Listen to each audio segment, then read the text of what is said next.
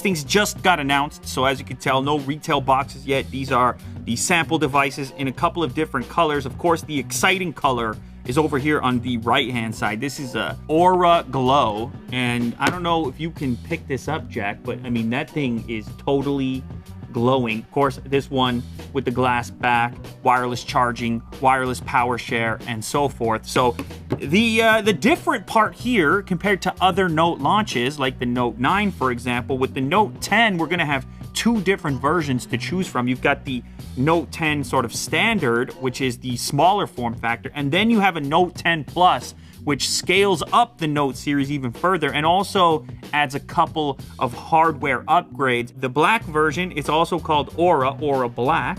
As you can see, this is sort of a more standard taste. I think, is there also going to be a white one, Will, just for sort of special retail situations or certain markets? Or white. Okay, so we don't have that one represented, but there's going to be another one as well. If you look closely, you can tell there's a slight difference between the standard Note and the bigger Note. That is this little extra camera lens here in the center. I believe that's a time of flight sensor, so that adds to the triple camera array that you see on the left hand side. This is going to give you an ultra wide, a standard, and a zoom. So the actual camera specification, 16 megapixel f2.2 ultra wide.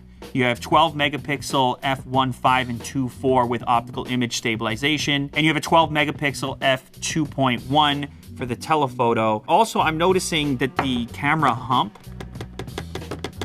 doesn't stick out too far. It's sort of in line with what you'd expect with this degree of cameras installed. Now, of course, it's the Note series, so you got the pen included on all these devices. Apparently, it's a new design. Will was telling me it's a unibody construction, so I guess it's a little more sturdy.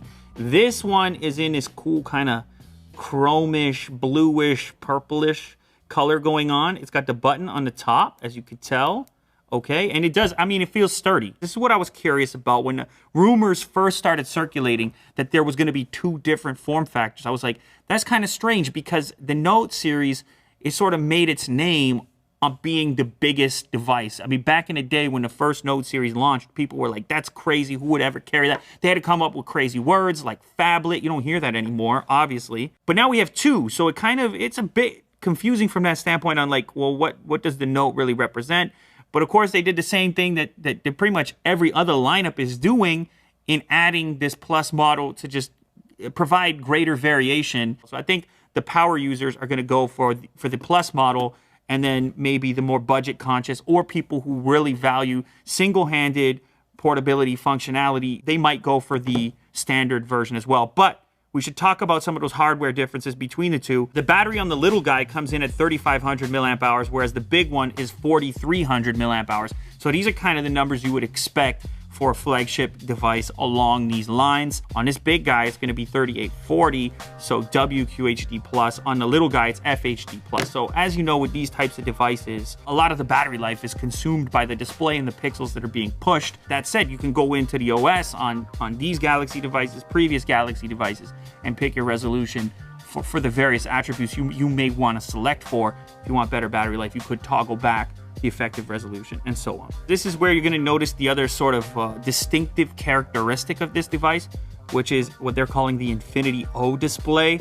That's this hole punch at the top here. So the hole punch thing started with the previous S series devices, but they put it up to the side. It was in the top right corner, which I didn't mind. I thought, okay, this is an area where you've got some screen real estate to work with that's kind of underutilized to begin with in the top right corner. So I was like, that makes sense to put it up there. I made the argument for it at that time. That said, from a design perspective, it wasn't symmetrical. In this case, the hole punch has gotten smaller. Of course, it's a single camera cutout, as opposed to the Plus model of the S series, which was a dual front-facing camera cutout. It's a pretty aggressive screen-to-body ratio. There's a tiny little chin here, tiny little forehead, and bezel around the edges. You have the typical glass screen curvature happening on the sides.